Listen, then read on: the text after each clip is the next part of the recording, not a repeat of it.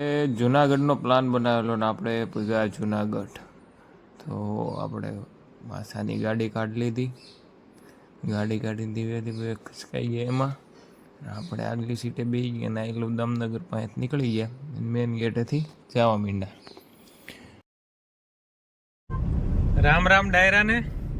આપણે હવે कहाँ जा रहे हैं आप? किस लिए? हम हिंदी नहीं है भाई. हाँ तो हुकम जासो. मामा घरे. હું એકલા એકલા ખાવ છું. તમે ચોકલેટ ખાવી છે. તમારે મેડમ? હેલો બેન ઘરે. તમારે બા? હેલો માર જેઠાણી ઘરે, માર દીકરાને ઘરે. અને આપણા શ્રી શ્રી શ્રી દેવેન્દ્ર રૂપાને ફોન કરતે જા નીકળે નહીં કે બપોર કેડે નીકળે. ધુવાડા ઉડાડતા ઉડાડતા હાકે છે હવે ગાડી. ફોન આવ્યો ને તે મેં કીધું કાંઈ નહીં, હવે દામનગર થી આપણે નીકળી ગયા છો. હા, બે ભાઈ બેન ચોકલેટ ખાય છે. મસ્ત આવ્યો તો તે પેલા કે પછી પાછો થોડી મેના રાણી થોડુંક પેટ્રોલ પાઈ દેવું પડે એમાં. તો માસા કે પાઈ દીધું અને નીકળી ગયા આપણે. પછી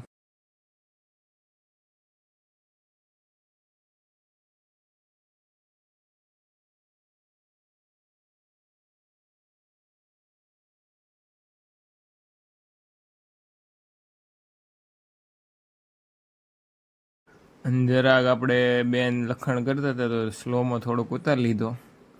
જોઈ શકો છો આપણી ખોળામાં આવીને બેસી ગયા હતા બેન. પાછળ મજા નહોતી આવતી તે લટ્ટુ ઉડતી હતી ને આમ નાટક સારા કરતી હતી.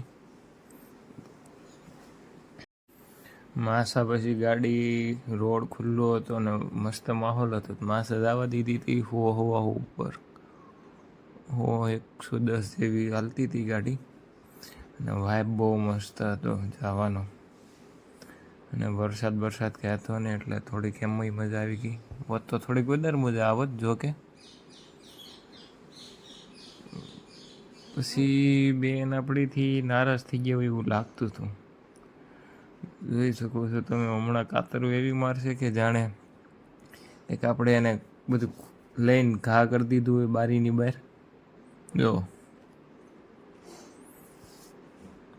એક બોલતા હતા કે સમજાતું નહોતું હું બોલતા હતા એ.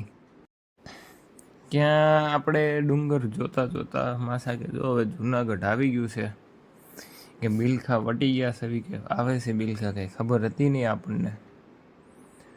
માસા કે તું વાઇબ જો ખાલી કેવા ડુંગરા છે ને એનું વાતાવરણ જો અહીંથી આગેથી એટલું સારું છે. અહીંયા વરસાદ હોય એવું લાગતું હતું માસા કહેતા હતા. અને જુનાગઢ પૂગીને આ ભાઈને આપણે રામ કર્યા નહીં.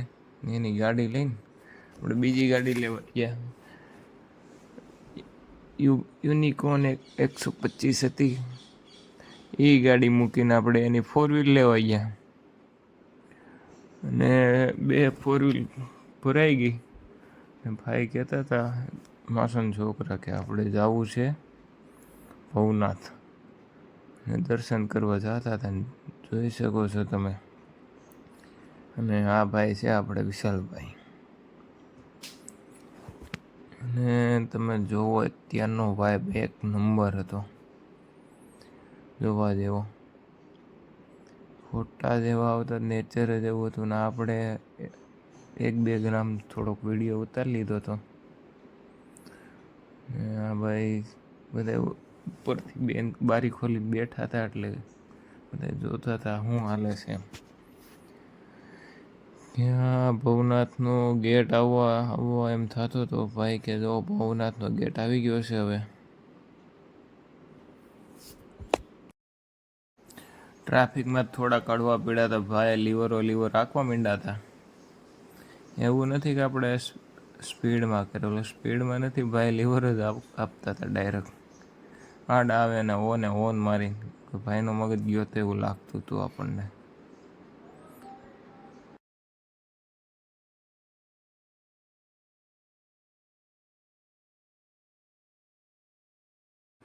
અને ગિરનાર પર્વત દેખાતો હતો. વાદળું ત્યાં જ ઊભું હોય એવું લાગતું હતું.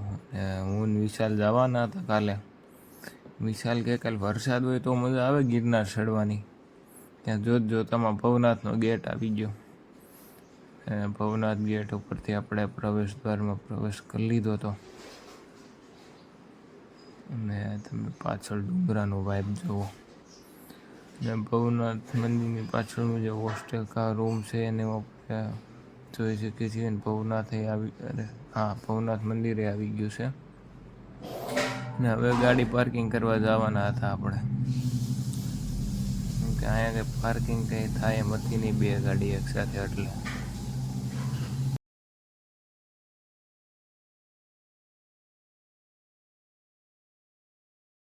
રામ રામ ડાયરા ને. આજે આપણે જુનાગઢ પહોંચી ગયા છે ભાઈ, અને અત્યારે ભવનાથમાં આપણે જઈ રહ્યા છીએ. અને આ આપણા વિશાલ, અરે આ પગ કોને આડા આવે છે ભાઈ? ઓય આ કેમ માહાડે છેડા છો?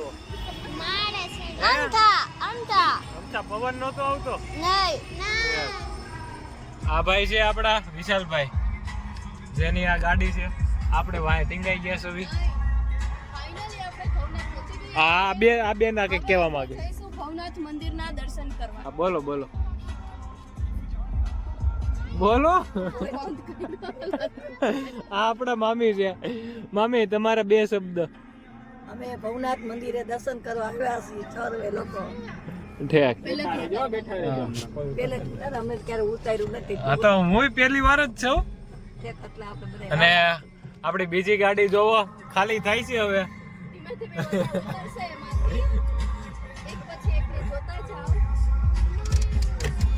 અને આપણે ફાઇનલી ભવનાથ પૂગી ગયા છે. અને આપણે દર્શન કરીને હવે ગિરનારની સીડીએ જઈ રહ્યા છીએ. અને પાછળ જોવો હાલા આવે છે, થોડુંક આગળ હતું એટલે ગાડી કંઈ કાઢી નથી આપણે.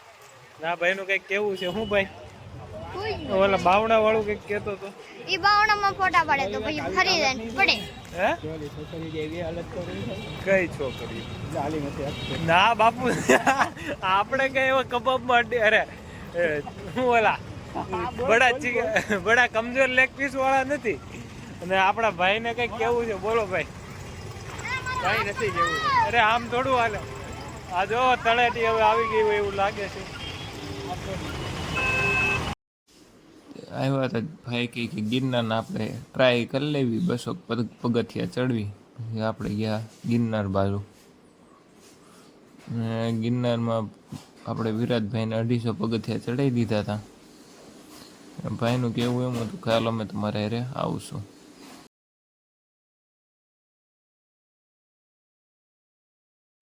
શું જોશો વિરાજ?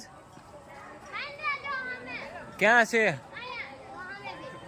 ક્યાં?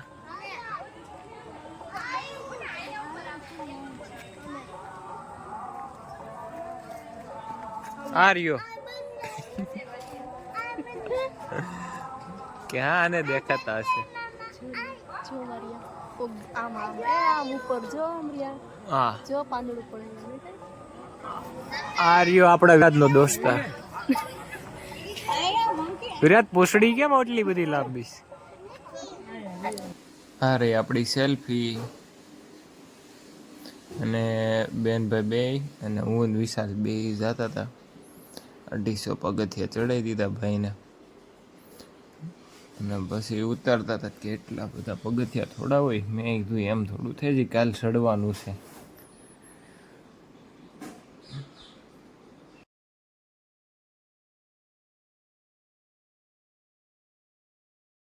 અને જો કાલે આવું વાતાવરણ હોય ને ચડવાની કે મજા આવે ગિરનાર, તમે વાત પૂછો. આપણે આરતીના દર્શન કરી લીધા અને હવે દાદરા પણ થોડાક ચડી આવ્યા. હવે પાછા જ આવીશું. એવું લાગે છે કે નાસ્તા પાણી હતું હવે રોકાય ભાઈ. તો હવે મામાની ચા પીવે છે, મામાન માસા, કેમ કે ચાના મોટા દીવાના નથી. અને આ ભવનાથ પ્રવેશ દ્વાર નહીં, આ ગેટ, મેઇન ગેટ ભવનાથની અંદર પગે લાગવા જવાનું. અને આપણે બૂટ ચંપલ કાઢી ભગવાન પગે લાગી લીધું. અને આ કુંડ છે એમાં આપણે 1-2 રૂપિયા નાખ્યા હતા.